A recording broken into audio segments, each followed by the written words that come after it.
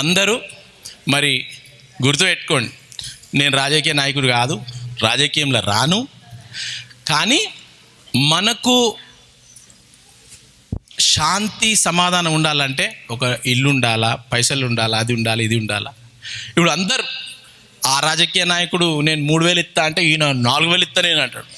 ఇంకోటి నేను 5,000 ఇస్తా అంటాడు. ఎవరే పైసలు?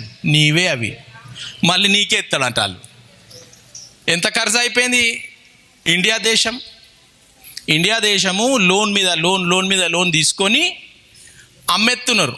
అసలు ఉందా పైసలు? ఇప్పుడు నువ్వు 1,00,000 రూపాయలు సంపాదిస్తున్నావు నెలకు, కానీ నీ లోన్ ఎంత ఉంది? బండి లోను, ఫ్రిడ్జ్ లోను, ఇల్లు లోను, ఆ లోను, ఫీజు లోను, ఆ లోను, ఈ లోను 1,50,000 నువ్వు కడుతున్నావు. నెలకు 1,50,000 ఈఎంఐలు కడుతున్నావు. నీకు వచ్చే ఆదాయం ఎంత? 1,00,000. తో నువ్వు లాస్ట్లో ఎంతున్నావు? 50,000 లాస్ట్లో ఉన్నావా లేదా? అదే మన ఇండియాకు జరుగుతుంది. మన దగ్గర ఉన్న 1,00,000 రూపాయలు రోజు వస్తున్నాయి కదా, నెల పనిచేసినప్పుడు. ఆ 1,00,000 రూపాయలు తీసుకొని 3,000, 5,000 తీసుకోరా, 2 బెడ్రూమ్ తీసుకోరా, 5 బెడ్రూమ్ తీసుకో, 10 బెడ్రూమ్ తీసుకో, అన్నీ తీసుకోరే అని అంటారు. ఎవరు అవి? మన ట్యాక్స్ పైసలు. మనం కట్టే దుకాణంలో పోయి బిస్కెట్ కొంటే 2% ట్యాక్స్ పడుతుంది, ఈ పెట్రోల్ కొంటే గింత % ట్యాక్స్ పడుతుంది, అది కొంటే గింత % ట్యాక్స్ పడుతుంది. ఆ ట్యాక్స్ పైసలే జమ చేసి 1,00,000 రూపాయలు చేస్తారు. కానీ అప్పు ఎంత ఉంది? 50,000 అప్పు తీసుకున్నాం. ఆ దేశంకి వెళ్ళి, ఈ దేశంకి వెళ్ళి, ఆ దేశంకి వెళ్ళి, ఈ దేశంకి అప్పు తీసుకొని 50,000 రూపాయలు. అంటే మీకు జస్ట్ అర్థం కావాలని చెప్తున్నా. ఇండియా దేశము 50,000 అప్పు ఉన్నది. ఆ అప్పు ఇప్పుడు నువ్వు నెల రోజులు 1,00,000 సంపాదిస్తున్నావు, 50,000 లాస్లు ఉన్నావు. అది ఒక సంవత్సరం తర్వాత ఎంత లాస్ అయిపోతుంది? ఆ 50,000 పోయి 60,000 అవుతుంది, 70,000 అవుతుంది. కానీ నువ్వు 1,00,000 రూపాయలు సంపాదిస్తున్నావు, లాస్ట్లో నువ్వు 70,000 ఉన్నావు. ఒక 10 సంవత్సరాలు కాగానే అర్థమవుతుందా? నేను ఆ లాస్ని ఎట్లా దాన్ని కొలవాలంటే చెప్తా. నేను అంటే ఏ రాజకీయం కోసం నేను అసలు రాజకీయం మాట్లాడాను. నేను మన ఇల్లు, భారతదేశం మన ఇల్లుని మనం మంచిగా పెట్టుకోవాలా. మనమే ఆ ఇల్లుని ఎవరినో పిలిపించి పంపించి తినిపోండిరా అని చెప్పేస్తే మన ఇల్లు మంచిగా ఉంటుందా? వాడిని చూసుకుంటాడు, మన ఇంట్లో వచ్చి దోసుకొని పోతాడు. ఏ రాజకీయ నాయకుని కోసం చెప్తలేను, మీరు చాలా తెలివి ఉంది, మీకు దేవుడు ఇచ్చిన తెలివిని వాడాలా. కానీ మన ఇండియా ఎంత గొప్పది అని చూడాలా అని అంటే దాన్ని ఎట్లా కొలవాలా? మనకు అప్పు ఎక్కువందా, తక్కువ అవుతుందా అనే కొలిసే ఒక థర్మామీటర్. జ్వరం వస్తే కొలుస్తారు కదా, ఆ థర్మామీటర్ ఏం తెలుసా? యూరోప్ దేశము పైసలు, ఇండియా దేశం పైసలు ఎంత? మన ఇండియాలో 130 రూపాయలు ఇస్తే వాళ్ళది ₹1 అవుతుందంట. ఎందుకు? నీ బంగారం తీసుకుంటా, నీ బంగారము నీ వెండి ఒకటేనా? తో వాళ్ళది బంగారము, ఆ బంగారం మనకిస్తే మనది వెండి లాంటిది. ఇప్పుడు నీకు బంగారం కావాలన్నా వెండి కావాలన్నా? వెండి కూడా పైసలు కొంత వస్తాయి, రాదని కాదు. ఎందుకు వాళ్ళది బంగారం అయిపోయింది, మనది ఎందుకు వెండి అయిపోయింది? ఇండియాలో 2000లా 2001, 2000లా అదే ఇంగ్లాండు రూపాయి 60 రూపాయలు ఇండియాది ఇస్తే వాళ్ళది రూపాయి అవుతుండే. ఎంత? 60 రూపాయలు. మనవి 60 రూపాయలు ఇస్తే వాళ్ళది ₹1 అవుతుండే. ఇప్పుడు 2000 సంవత్సరాల నుంచి, అప్పుడు 2000లా బీజేపీ ఉండే, 2002, 2001 ఏదో ఉండే. ఇప్పుడు 20 సంవత్సరాలు అయిందా? అప్పుడంటే 60 రూపాయలు ఇస్తుంటివి, వాళ్ళు ₹1 ఇస్తుండే. ఇప్పుడు ఎన్ని ఇవ్వాలి నువ్వు? 130 ఇస్తే వాడిది ₹1 అవుతుంది. ఇప్పుడు వాడు గొప్పోడు అయిందా 20 సంవత్సరాలలో? మనం గొప్పోళ్ళమైనమా? మనమేమైపోయినాం? 3 రెట్ల లాస్ అయిపోయినాం. 2002లో 60 ఉంటే ఇప్పుడు 130, 140 అయిపోయింది. అంటే మన భారతదేశం పెరుగుతుందా, గోతులో పోతుందా? మరి నీకు ఓ డబుల్ బెడ్రూమ్లు 5,000 10,000 ఓ ఇష్టం వచ్చినట్టు ఇచ్చేస్తుర్రు. మా గవర్నమెంట్ ఇట్లా చేసింది, మా గవర్నమెంట్ అట్లా చేసింది, అట్లా అంటే నువ్వు నీ దగ్గర అసలు లేకుండా నువ్వు ఎట్లా చేస్తున్నావు? నెలకు నువ్వు 1,00,000 రూపాయలు సంపాదిస్తున్నావు, నీకు కర్జా ఉంది 50,000 ఎక్కువ. అది మనకి ఎందుకురా 50,000, ఈ 5 కాలం ఉంటాం 5 సంవత్సరాలు, ఆడు వచ్చేటోడు చూసుకుంటారు. మనకేం చేసేది, ఇంత వస్తుంది కదా పెట్టేసేయి పెట్టేసేయి పెట్టేసేయి అని చెప్పి పెట్టేస్తా ఉన్నారు. మనం ఏమనుకుంటాం, అమ్మా దేవుడు సార్ రాజకీయ నాయకుడు ఉన్నందుకు నాకు ఈరోజు అన్నం దొరుకుతుంది, నాకు ఇది దొరికింది, అది దొరికింది, అట్లా దొరికింది, ఈ పథకాలు ఆ పథకాలు ఇప్పేసి పోతుంది మన దేశం. మన దేశం వాళ్ళ దేశం లెక్క ఉండొద్దా? మరి ఎందుకనంటే ఓటుకు నోటు, అది కారణం. ఇష్టం వచ్చినాడు ఎక్కడికి వెళ్ళి ఇస్తాడు? వాళ్ళ కాడు ఉన్నాయా పైసలు? ఎవరి పైసలు ఇస్తున్నాడు? నీ పైసలే ఇస్తున్నాడు. నువ్వు కందిపప్పు కొంటే 100 రూపాయలల్లా నువ్వు 6 రూపాయలు 5 రూపాయలు కందిపప్పుకు ట్యాక్స్ కడుతున్నావు. ఆ 6 రూపాయలు ప్రతి ఇంటోళ్ళు ప్రతి ఒక్కరు పప్పు తింటారు కదా ఇండియాలో. అవి ఎన్ని లక్షలు అయిపోతాయి? లక్షల కోట్లు అవుతాయి. ఉత్త కందిపప్పుతోనే లక్షల కోట్లు అవుతాయి. అది వదిలిపెట్టి మందు బాబులం మేము మందు బాబులం ఉన్నారు కదా. ఎంత ట్యాక్స్ కడుతున్నావు నువ్వు ఈ మందుకి, బాటలకి, ఒక్క బాటలకి ఎంత ట్యాక్సు, ఎంత పర్సెంటు? నాకు తెలియదు, మీరు చెప్పాలా నాకు. ఒక్క బాటల్కి ఎంత ట్యాక్సు?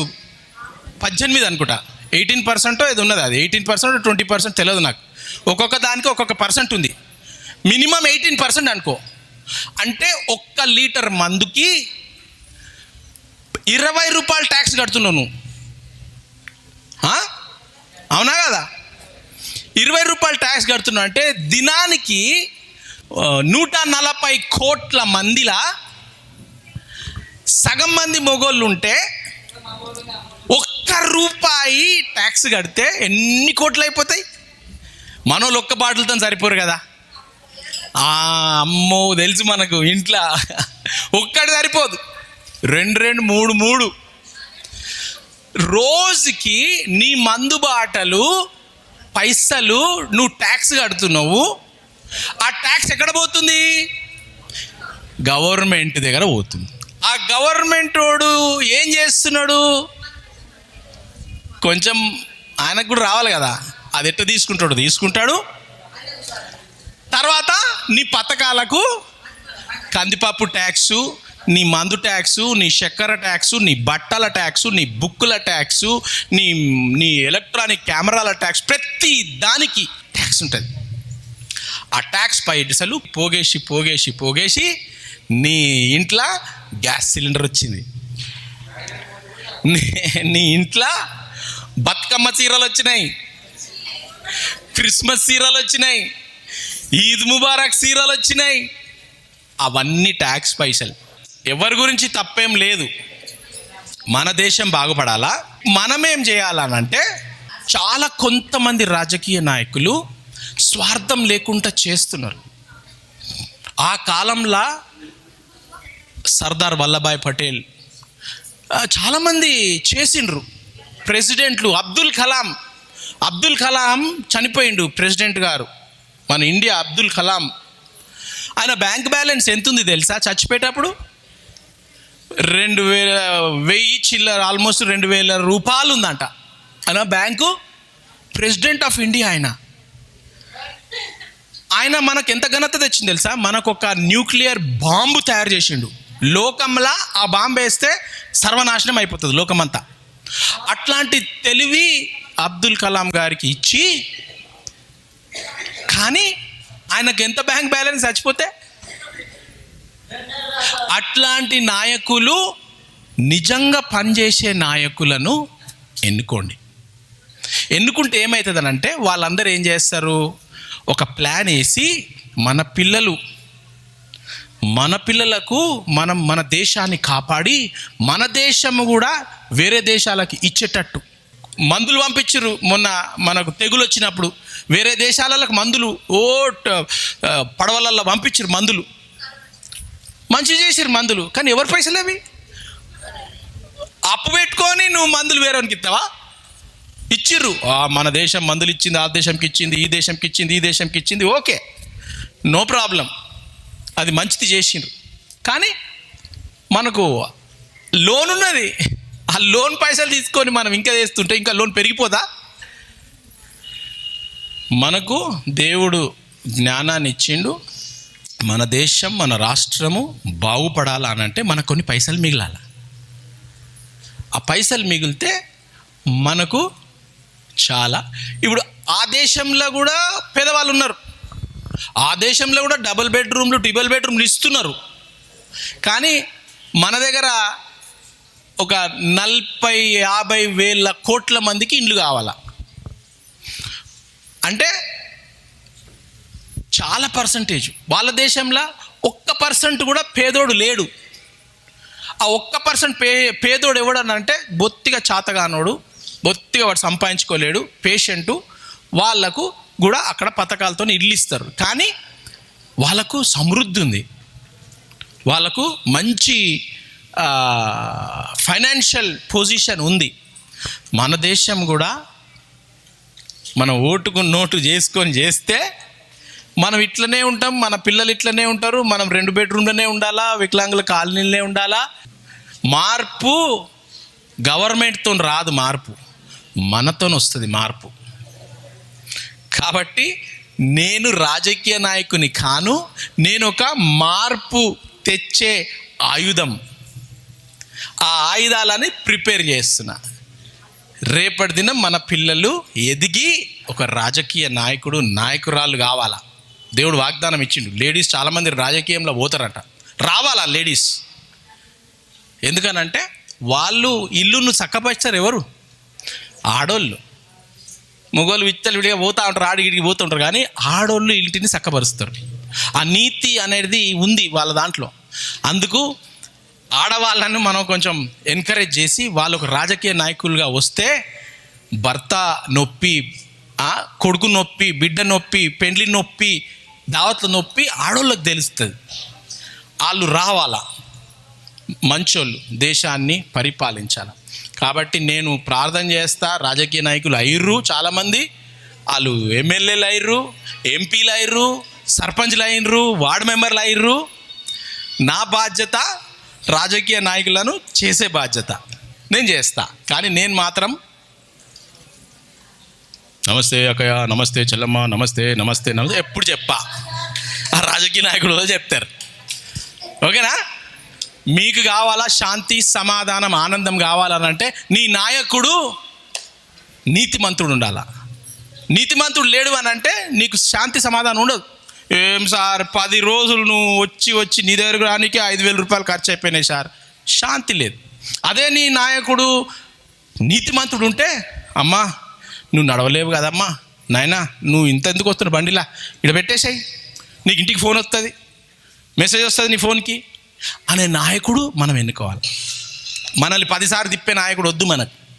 ఒక్క అప్లికేషన్ వచ్చింది అని అంటే అప్లికేషన్, అమ్మ నువ్వు రాకు, మళ్ళీ నన్ను భరోసా పెట్టు, నేను ఉన్నా కదా, నా మాట అంటే మాటనే అనే నాయకుడిని మనం ఎన్నుకోవాలి.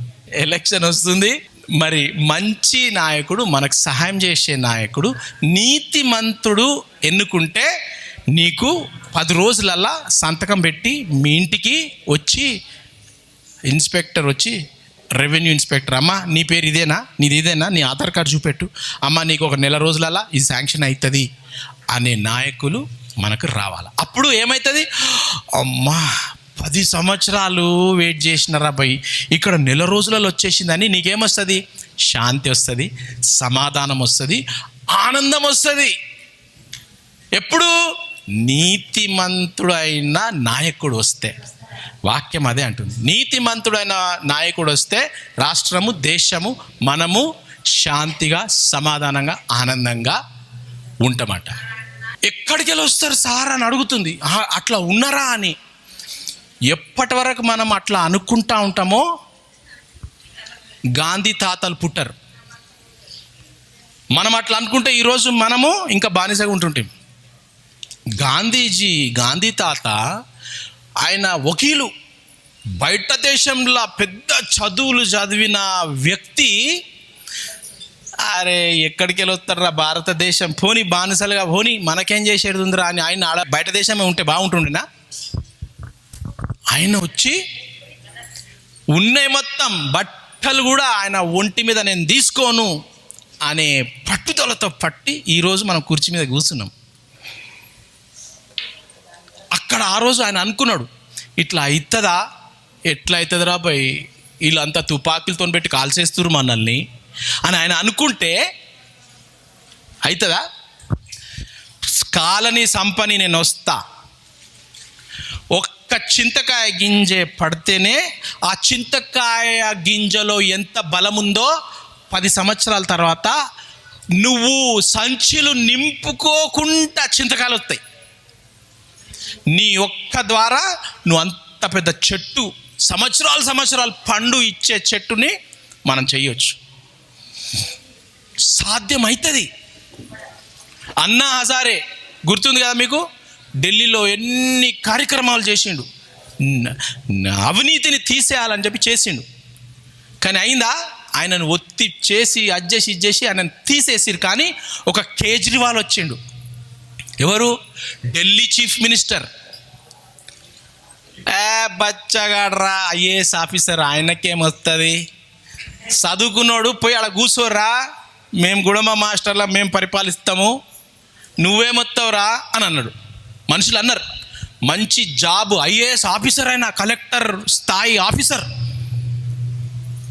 ఎందుకు వస్తావురా భయ్, 3 లక్షలు నెలకు నీకు జీతం వస్తుంది, పిల్లలు ఉన్నారు, నువ్వు వచ్చి ఈడ తూతూ అని తుడుతా ఉంటారు, నీ భార్యను రోడ్డు మీద ఎత్తారు, నీ పిల్లలని రోడ్డు మీద ఎత్తారు, నీ బతుకంతా బజారు చేస్తారు, ఎందుకు మంచి పేరుని పెట్టుకోరాదు అని అన్నారు. 25 సంవత్సరాలు ఒకటే చీఫ్ మినిస్టర్ ఢిల్లీలో. ఎన్ని సంవత్సరాలు? 25 సంవత్సరాలు. ప్రతి సంవత్సరం ప్రతి ఏటా 5 సంవత్సరాలకు అదే చీఫ్ మినిస్టర్. షీలా దీక్షిత్ గారు, కాంగ్రెస్ పార్టీ. కేజ్రీవాల్ నిలబడితే అందరు అట్లనే అన్నారమ్మా, 25 సంవత్సరాలు ఆ మేడం ఉన్నది రాబాయి. ఆ మేడం అంటే గజ వణుకాల, గల్లీల లీడర్లు, గల్లీల గుండాలు, గల్లీల వసూలు చేసేటోళ్ళు గజ వణుకుతారు ఆ మేడం. నువ్వేం రాబాయి ఐఏఎస్ ఆఫీసర్, నీలాంటి ఐఏఎస్ ఆఫీసర్లు ఢిల్లీలో 1000 మంది ఉన్నారు. పోలీస్ డిపార్ట్మెంట్లో, ఎంఆర్ఓ డిపార్ట్మెంట్లో, కలెక్టర్, అన్ని డిపార్ట్మెంట్లు ఉన్నారు. నువ్వేం చేస్తావురా ఒక్కొనివి అని. ఆ ఒక్కడే 25 సంవత్సరాలు కుర్చీ మీద కూర్చొని ఢిల్లీని ఇట్లా చేతిలో పెట్టుకున్న ఆమెను ఓడగొట్టేసిండు. 25 సంవత్సరాలమ్మా ఓడగొట్టేసిండు. అంటే నేను కాంగ్రెస్ పార్టీకి, కేజ్రీవాల్ పార్టీకి ప్రమోట్ చేస్తలేను. ఇది సాధ్యం అవుతుందా అంటే మీ ముందు సాధ్యమైంది చెప్తున్నా నేను. ఏదో కథ ఆడికెళ్ళి ఆ దేశం ఈ దేశం చెప్తలే. మన దేశము రాష్ట్రం క్యాపిటల్లో ఇది 25 సంవత్సరాల ముందు చరిత్ర చూసుకోండి. మీరు ఇంటికి పోయినాక గూగుల్ కొట్టండి మీరు. ఒక లేడీ 25 years, ఆమె వయస్సు ఉండే 25 సంవత్సరాలు ముసలాం అయిపోయింది, అంతవరకు ఉన్నది ఆమె. గెలిచిండు ఆయన. గెలిచిన తర్వాత అమ్మా ఆయన ఏం చేసిండు తెలుసా? ఆయన పార్టీ సింబల్ ఏంది తెలుసా? చీపురు కట్ట. ఆయన ఏం చేసాడు? చీపురు కట్ట కోటేయండి అన్నాడు. ఏంద్రా దరిద్రం, అంత చీపురంతా దరిద్రం దిస్తుంది ఏంద్రా బాయ్, ఈ దరిద్రానికి ఓటు చేస్తారా ఎవడన్నా? ఏదో మనం మంచిగా పెద్దగా ఏదో ఒకటి పెట్టుకోవాలా. మళ్ళీ నేను చెప్తే మళ్ళీ మీరు అంటారు సార్ అదే పార్టీకి ఉన్నాడు అంటారు. మనం ఇట్లా పెట్టుకోవాలా, ఒక పెద్ద అదేమంటారు వజ్రం పెడితే బాగుంటుంది కదా, బొంగారంది పెడితే బాగుంటుంది కదా. ఆయన ఏం చేసాడు? చీపురు కట్ట పెట్టాడు. ఎందుకు పెట్టాడు చీపురు కట్ట? అవినీతిని నేను ఊడ్చేస్తా, దేశంకెళ్ళి ఊడ్చేస్తా అని అన్నాడు. నువ్వే ముడుతావురా, ఎలక్షన్ కానీ నిన్నే ఊడ్చి తీసి పడేస్తుంది మేడము అని అన్నారు. ఏమైంది? కేజ్రీవాల్ చీఫ్ మినిస్టర్ అయిపోయింది ఢిల్లీకి. అయిపోయినా ఇక ఆయన కాగానే కాకులు లేస్తాయి కదా, కావని లేచినాయి. నిన్ను నువ్వు అవినీతి అని నువ్వే అవినీతి చేసి వచ్చినావు సీఎంగా అని. ఆయన ఏం చేసిండు, సవాలేస్తా నేను అవినీతి చేస్తే సవాలేస్తా అని చెప్పి 6-7 నెలలకో రాజీనామా ఇచ్చేసిండు చీఫ్ మినిస్టర్. ఆయనకు మెజారిటీ వచ్చి చీఫ్ మినిస్టర్ గెలిచిన తర్వాత కావ అని కాకులు మొత్తుకుంటే, నేను సవాల్ చేస్తా, రాజీనామా చేస్తున్నా, నాకు పదవి అది అవసరం లేదు, నాకు ప్రజలు అవసరము, నన్ను ప్రజలు ఎన్నుకున్నారు, నేను ఇప్పుడే రాజీనామా చేస్తున్నా అని 6-7 నెలలకు రాజీనామా చేసేసిండు ఆయన చీఫ్ మినిస్టర్గా. రాజీనామా చేసి మళ్ళీ 3 నెలల ఎలక్షన్ వచ్చింది. మళ్ళీ ఎవరు వచ్చారు చీఫ్ మినిస్టరు? అమ్మ రాలే. 2 సార్లు అమ్మ, 25 years నుంచి గద్ద మీద కూర్చున్న అమ్మ 2 సార్లు ఖతం అయిపోయింది. కేజ్రీవాల్ గారు గెలిచి వాళ్లకు ఎన్నో ఎమ్మెల్యేలు వచ్చి ఇప్పుడు ఢిల్లీ రాష్ట్రం అంతా ఫ్రీ మెడిసిన్ ఫ్రీ అది. అసలు ఢిల్లీ గవర్నమెంట్లో కేజ్రీవాల్ గారు చేసే పథకాలు చూసి మా రాష్ట్రంలో ఇంత ఆదాయం ఉంది, ఈ ఆదాయంని మేము ఇంతగానము జమ చేస్తున్నాము, ప్రజలకు ఇంత మేము ఖర్చు పెడుతున్నాము, ఇంత ఆదాయం వస్తుంది, మన ఢిల్లీలో మంచిగా సేఫ్గా ఉంది, మనకు అప్పు లేదు అనే కాడికి ఆయన తీసుకొని వస్తున్నాడు కేజ్రీవాల్. ఆ రాష్ట్రం చాలా పవర్ఫుల్గా అయిపోతుంది. ఇప్పుడు ఏమైంది, చాలు రాబాయ్ నువ్వు గల్లీలో అయిపోయిందా చీఫ్ మినిస్టర్ అని అంటే, పంజాబ్కి పోయిండు ఆయన. ఏం చేసిండు, పంజాబ్కి పోయి పంజాబ్లో నిలబెట్టిండు క్యాండిడేట్లు. పంజాబ్లో ఎవరున్నారు స్ట్రాంగ్? ఇప్పుడు ప్రస్తుతం ఉన్న పార్టీ ఉన్నది అక్కడ, బీజేపీ పార్టీ. ఏమైంది, ప్రజలు ఆ పంజాబ్లో రానియలే వాళ్ళని, రాజకీయ నాయకులను, నేను చెప్పా పేర్లు, రాజకీయ నాయకులను మా పంజాబ్ ఎంటర్ కావద్దు మీరు అన్నారు. ఎవరు గెలిచిరు పంజాబ్లో? కేజ్రీవాల్ వాళ్ళు గెలిచిరు. అయితే అర్థమవుతుందా మీకు? అమ్మ అది సాధ్యమవుతుంది, అది కంపల్సరీ సాధ్యమవుతుంది. మనం ఎప్పటి వరకు అయితే ఇది కాదు అనుకుంటే, ఒక గాంధీజీ పుట్టాడు, ఒక వల్లభాయ్ పటేల్ గారు పుట్టారు, సర్దార్ పటేల్ పుట్టాడు, అంబేద్కర్ గారు పుట్టరు. మనకు కాన్స్టిట్యూషన్, రాజ్యాంగము, అంబేద్కర్ గారు రాసిన రాజ్యాంగం ఉండకపోతుండే. మన దేశంలో ఇంతమంది ఉన్నారు, అందరూ శాంతి సమాధానంగా బతకాలా అని చెప్పి రాజ్యాంగం రాసిండు. ఇప్పుడు ఆ రాజ్యాంగాన్ని తూడిపి నా కులమే ఉండాలా, నా ఓడే ఉండాలా, నేనే ఉండాలని తూడిపి రాసుకుంటారు. రాయాలని ప్రయత్నం చేస్తున్నారు. ఆ ప్రయత్నం రాసినట్టు ఏమైతే తెలుసా, నీ పక్కన మోనికా బేగం ఉండదు, నీ పక్కన బడుగు వర్గాల వాళ్ళు ఎస్సీలు బీసీలు ఉండరు, నీ పక్కన రాబర్ట్ ఉండడు. అది రాజ్యాంగం తూడ్చి రాసిండ్రు అని అంటే, నీకు రేషన్ కార్డు, నీకు ఆధార్ కార్డు లేదు, ఆధార్ కార్డు ఉంటే కూడా నీ ఆధార్ కార్డు క్యాన్సిల్ అయ్యే ప్రణాళికలు నడుస్తున్నాయి. మీకు తెలియదు ఇది. ఎట్లిచ్చిరు ఆధార్ కార్డు? నీకు నిరూపించు. మీ తాత పేరు చెప్పు, మీ తాతది రేషన్ కార్డు ఉందా, మీ తాతది పన్ను కార్డు ఉందా, మీరు ఇక్కడ పుట్టిరని ఎట్లా తెలుసు? మీరు నేపాల్కి వెళ్ళి వచ్చిర్రో, శ్రీలంకకి వెళ్ళి వచ్చిర్రో, లేదనంటే అండమాన్ నికోబార్కి వెళ్ళి పడవలు పెట్టుకొని వచ్చేసిర్రేమో 50 సంవత్సరాల కింద. నీకు ఈ దేశం యొక్క సిటిజన్షిప్, పౌరసత్వం ఇవ్వరు. నీకు పౌరసత్వం రావాలంటే నువ్వు ఎవరికి పుట్టినావు 70 సంవత్సరాలు నిరూపించి అంటారు. నిరూపిస్తావు నువ్వు? ఏమ్మా, మన పేరే, మన బర్త్డేనే మనకు తెలియదు, మన తాత ముత్తాతలది ఏడ నిరూపిస్తాం? ఢిల్లీలో కోవిడ్ రాకముందు గడబడలు అయినాయి తెలుసా మీకు? CAA, CAB ఇవి దానికే ప్రణాళికలు, అవి ఆల్రెడీ పాస్ చేసేసారు పార్లమెంట్లో. నిరూపిస్తారా మీరు? ఏదో చదువుకున్న వాళ్ళు గిదుకున్న వాళ్ళు అంటే నిరూపిస్తాం. మనం ఎడ నిరూపిస్తాం? నిరూపించలేం. ఆ రాజ్యాంగాన్ని తూడ్చి రాసేస్తే హిందువులు, ముస్లింలు, క్రైస్తవులు శాంతిగా బతకరు. ఏమ్మా, ఇన్ని సంవత్సరాలు అక్క కొంచెం పసుపియే, అక్క ఒక 2 కిలోలు బియ్యమియే, వచ్చే నెల ఇస్తా అని శాంతిగా సమాధానంగా బతికినోళ్ళం. నువ్వు హిందువు, నా దగ్గర రావద్దు, నువ్వు క్రైస్తవుడవి, నువ్వు రావద్దు అని లేకుండే.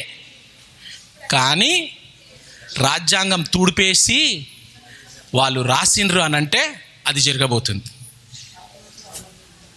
నువ్వు మాలోనివా, మాలోడు అట్టే ఉండాలా, మాది కూడివా, ఇటు రావద్దు, నువ్వు బ్రాహ్మణుడువా, రా రా రా గద్దెక్కిస్తా, అట్లా కాబోతుంది. అంటే నేను ఎవరో ఒక అగేన్స్ట్ అని చెప్తలేను. నా పిల్లలకు నేను చదువు కరెక్ట్ నేర్పియాలి. వాళ్ళకు నేర్పించకపోతే వాళ్ళు కూడా ఆ ఊచులో పడిపోతారు. కాబట్టి నేను అనేది ఏంటంటే, మనకు శాంతి సమాధానంగా మనం ఎట్లా జీవిస్తామో అట్లాంటి వారిని మనము రిసర్చ్ చేయాలా. జస్ట్ కూర్చొని ఇంటికాడకు వచ్చి అమ్మ నేను నీకు ఇప్పిస్తా కాదు. ఆయన చరిత్ర చూడండి. 10 సంవత్సరాల కింద ఎట్టున్నాడు, ఇప్పుడు ఎట్టున్నాడు, అమ్మో గిట్టున్నాడా, మళ్ళీ ఇంకా 10 సంవత్సరాలు గిట్టునే చేస్తాడు. తెలిసిపోతుంది కదా ఒక మనిషి ఎట్టున్నాడు అని అంటే మనకు తెలిసిపోతుంది. ఆ మనిషి నిజంగా సేవ చేస్తుండా, ప్రజలకు నిజంగా చేస్తుండా. 10 సంవత్సరాల ముందు 2 బెడ్రూమ్ల ఉండే, ఇప్పుడు జూబ్లీహిల్స్ బంగ్లాలు ఉన్నాడు అంటే అర్థమైపోతుంది కదా. అర్థమవుతుందా లేదా? 10 సంవత్సరాల్లో నువ్వు 2 బెడ్రూమ్ ఉండేటోనివి, 4 కార్లు వచ్చినాయి నీకు. జూబ్లీహిల్స్లో నువ్వు బంగ్లా అనుకున్నావు, కుక్క చైన్ లేక పెద్ద పెద్ద చైన్ పెట్టుకొని ఇట్లా చేసుకుంటా ఎడికలు వచ్చినాయి. అవన్నీ నీ పైసలే, అవన్నీ నీకు 5,000 ఇస్తాడు. 5 సంవత్సరాలలో 5 కోట్లు సంపాదిస్తాడు నీ 5,000 తీసుకుంటే. నువ్వేమో ఇప్పుడు వచ్చిందిరా సాలని, ఏం సార్కి వచ్చే తీసుకోలే, ఇయ్యలే నీకు, ఏం వచ్చి మాట్లాడుతున్నావు, రుబాబు మాట్లాడుతున్నావు అంటాడు. అంటరా లేదా? అన్నరా లేదా? ఎందుకు తీసుకున్నావు మరి? అప్పుడు 5,000 ఇచ్చినా కదా, ఎందుకు తీసుకున్నావు నువ్వు?